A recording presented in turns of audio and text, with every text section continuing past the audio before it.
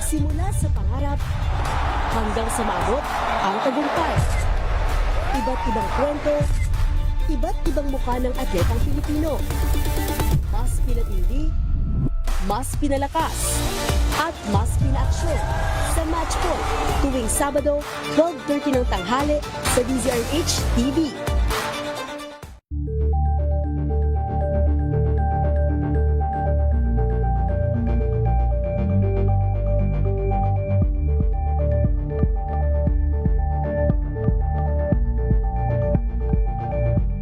Ito ay bunsod ng naitalang 17 individual na ang kanilang naaresto. Metro Manila Development Authority o MMDA ang No Contact Apprehension Policy o NCAP sa Metro Manila. Sa ang ilang mga dokumento ay peke. Hindi rin legal ang employment na ipinangako sa kanila. Sa mata ng batas, mananagot ang sangkot at may sala. Dahil sa bawat paglabag, may karampatang parusa. Alamin ang mga pananagutan sa likod ng mga bawal. Dito sa Hoy! Bawal Yan! Tuwing Sabado, alas 11:30 ng umaga. Dito lang sa DZRH TV. Abangan this Saturday.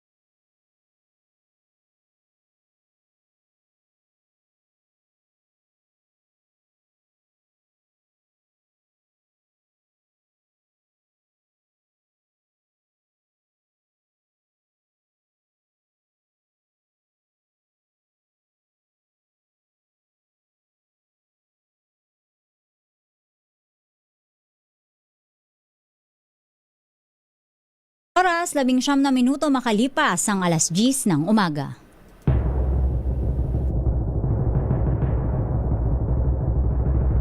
And the Golden Dove for Best Public Service Program Host goes to May Binohan, DZRH. Ito na ang 28th KBP Golden Dove Awardee Best Public Service Program Host, ang Wonder Woman ng Public Service, si May Binauhan. Ang programang naging panata na ang pagsuporta sa lahat ng Pilipino saan man sa mundo sa napakaraming taon. Ang programang nakatatak na sa bawat isip at puso ng Pilipino.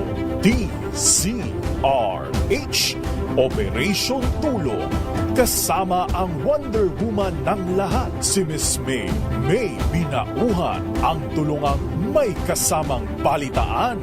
Live sa DZRH Radio, DZRH TV at online DZRH Operation Tulong.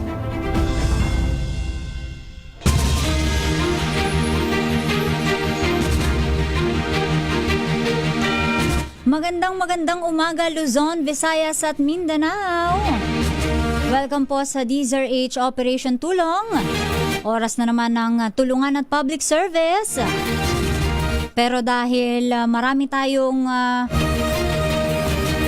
activities for today, ayan, tuloy-tuloy, simultaneous ang ating pagtulong.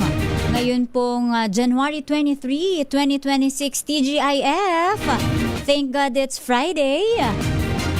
Ay meron po tayong tuloy-tuloy na Tomasino. Ayan. Alaga at Tulong Tomasino na taon-taon po ay isa sa mga big activities ng DZRH Operation Tulong, of course. At meron din tayong job fairs ngayon pong araw. Ayan, so makakasama natin dyan si Isa. At syempre, ayan, si Miss May Binauhan. Kaya't ako po muna ang inyong makakasama dito sa studio, Mavel Arive. At dahil po ngayon po ang ikalawang araw ng ating Alaga at Tulong Tomasino diyan po sa may UST Practice Gym. Ayan, dahil yung ating UST Medicine Class of 1973, ayan, dahil taon-taon po ay meron tayong grupo ng mga doktor, ayan, na nagbabalik at nagbibigay tulong dahil nung nakaraan na nagpunta tayo dyan, nag-cover tayo dyan mula sa iba't ibang bansa pa, mostly sa US, pero mga graduate ng UST na nagbabalik at tumutulong, of course, ayan, sa UST Hospital. So meron po tayo dyang general surgery, may orthopedics, neurosurgery, plastic surgery, wow, may gynecology, urology, ophthalmology, at ENT. Ayan, kumpleto. Ayan. At maski dental po, ayan, bata, matanda, ayan, meron din pong free medical, pediatric consultation, dental procedure, x-ray, ultrasound, blood test, ECG, free follow-up, ayan, at lahat po free, libre. Ayan, ngayon hanggang bukas po yan, tatagal po yan hanggang bukas po tayo dyan sa ating Alaga at Tulong Tomasino. Ayan, kaya't wag na natin patagalin, makibalita tayo, humingi tayo ng update. Of course, kasama natin dyan, isa rin sa mga walang pahinga, na simula umaga pa dahil nagsimula tayo, ang simula niyang Tomasino ay 8 a.m. hanggang alas 4, at kahapon tuloy-tuloy, yung pila, walang tigil dahil libre, Pero bago yan, bago natin puntahan sila Miss May at manghingi tayo ng update dyan sa UST, ay eto muna, magpasok muna tayo ng reports, Unahin na natin to. 40 kumpanya raw po sa Malabon lalahok sa gagawing mega job fair sa lungsod. Mga walang trabaho, inabisuhang mag-apply, dala ang mga resume. Eto na, good news. Balitaan mo kami RH23, Edwin Duque. Edwin. Tama, Miss Mabel. Good news para doon sa walang mga trabaho na patuloy na nakakibay ngayon sa ating programa, Miss Mabel. Dahil magkakaroon muli ng mega job fair bukas sa Malabon. Ito ay gaganapin sa 4th floor Entertainment Center ng Malabon City Square mula alas 10 ng umaga bukas hanggang alas 5 ng hapon. Ay kinilgin sa Dubal, samantalahin yung mga walang trabaho dahil mayroong 40 company ang lalahok, local at overseas one-stop shop event para sa iba't ibang sangay ng pamahalaan. May livelihood training din kagaya ng dishwashing at hydroponic at may libreng basic requirements para naman sa mga hard on the spot. Ito ay handog ng lokal na pamahalaan ng Malabon sa pamahalaan ni Mayor Jenny Sandoval. At dito rin ang trabaho party list at iba't ibang ahensya, hindi lang ng mga private, maging ng government. RH23 at dito kinagulat sa DZRH, una sa Pilipinas, una sa Pilipinas. Maraming salamat, Edwin Duque. Ayan, maaari na pong samantalahin ng mga kababayan po nating nangangailangan ng trabaho. Ayan, mega job fair daw po dyan sa Malabon. Bukas, open din po yan, At nandyan si Mayor Jeannie Sandoval. Ayan, para magbigay ng trabaho. At eto na yung pagkakataon, ihanda na ang mga resume, mag-apply. Ayan, magbanat-banat tayo ng buto para sa kinabukasan. Ayan, at ito pa isang report. Supreme Court nagtakdaw daw po ng oral arguments sa pinagsamang GAA cases. Ang detalye, balita mo RH29, Boy Gonzales, Kuya Boji. Ate Mabel, nagtakda ang Korte Suprema ng oral argument sa 4 na pinagsama petisyon na kumukwestiyon sa General Appropriation Act o GAA para sa 2024, 2025 at 2026. Layunin ng mga petitioner na mga mababatas, mga nababayad ng visa at concerned citizen na ito walang visa, ang ilang provision sa unprogramma funds at special accounts sa GAA na umano'y nagdulot ng paglobo ng pambansang budget. Naka-schedule ang oral argument sa Abril 8 at Abril 22, 2026 sa Session Hall ng Korte Suprema sa lungsod ng Baguio. Habang magkakaroon ng preliminary conference sa February 4 sa Maynila. Kasama sa mga petitioner, sina dating Representative Edsel Lagman, Representative Gabriel Bordado Jr., Representative Mujib Hataman, Senador Dati Silder Coco Pimentel, Detailed at Representative Bebot Alvarez, pati na ang FPJPM at ilang ibang mababatas na kumukwestiyon sa constitutionality ng mga unprogrammed at special funds sa DAA. Ito si Boy Gonzales para sa DZRH, una sa Pilipinas, una sa Pilipinas. Samantala, Pilipinas at Timor-Leste daw po, pinalakas ang energy ties. Ang detalye ay balita mo RH15, Giselle Ricafort. Giselle. Isinagawa ng Pilipinas sa Timor-Leste ang kauna-unahan na bilateral energy meeting sa sideline yan ng Special Senior Official Meeting ngayong taon. Kasunod ito ng formal ng pagiging miyembro ng Timor-Leste sa Association of Southeast Asian Nations o ASEAN. Sa pangunguna ng Energy Yusek Wimpy Pentebella, nagkatuon ng tulong sa pagpapalawak pa ng kooperasyon sa energy sector kabilang na yung oportunidad sa power, conventional oil at gas, fossil fuel at renewable sources kagaya ng biomasa. Nagbigay rin ng commitment yung dalawang nasyon para sa capacity building initiative tulad ng partnership o pagtutulungan sa leading universities at professional training centers, gayon din yung technical assistance at knowledge exchange programs.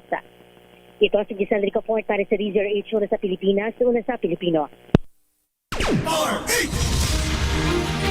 Maraming salamat, Giselle Ricafort.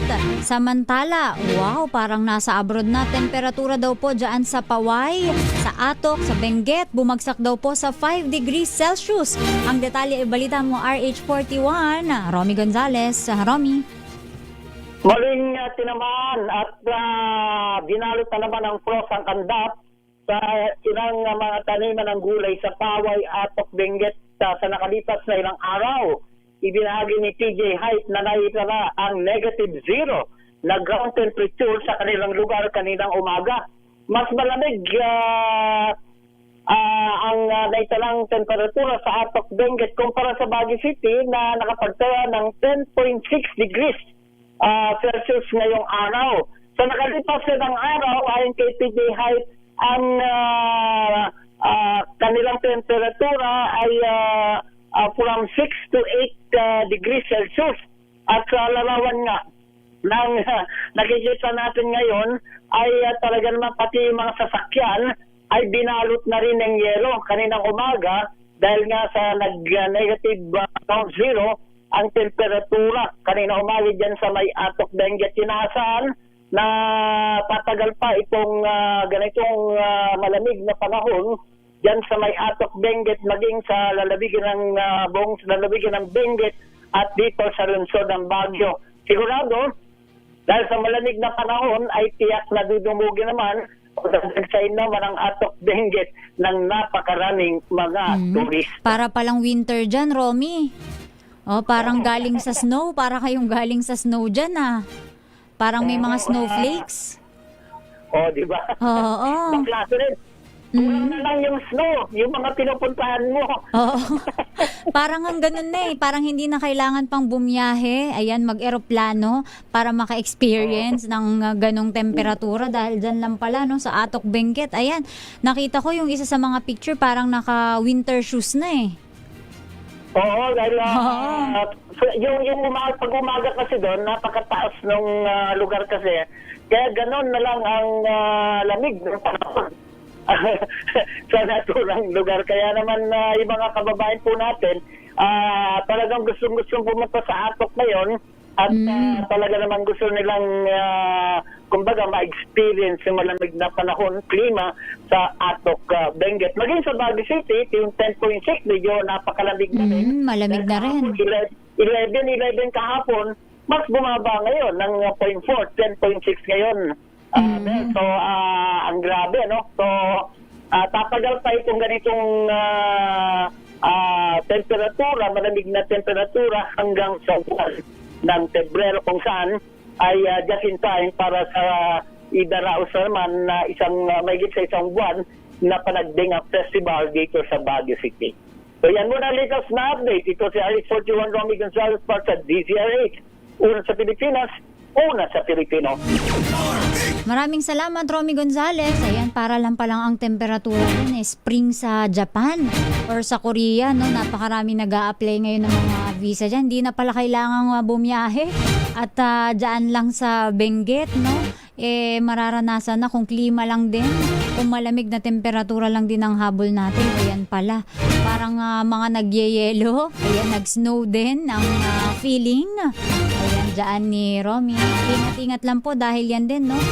Isa sa mabilis makakos ng mga sakit, lalo na at karamihan, no? Ay, kung lalo na kung turista hindi sanay sa kung magtatagal sa ganyang klaseng klima. Ayan, at wag po kayong haalis dahil magbabalik po ang DZRH Operation Tulong at sa ating pagbabalik puntahan na natin ang ating malakihang activity dyan po sa Alaga at Tulong Tomasino. Ilan po munang paalala, Pilipinas ang oras, 10:32 ng umaga. Ang oras na yan ay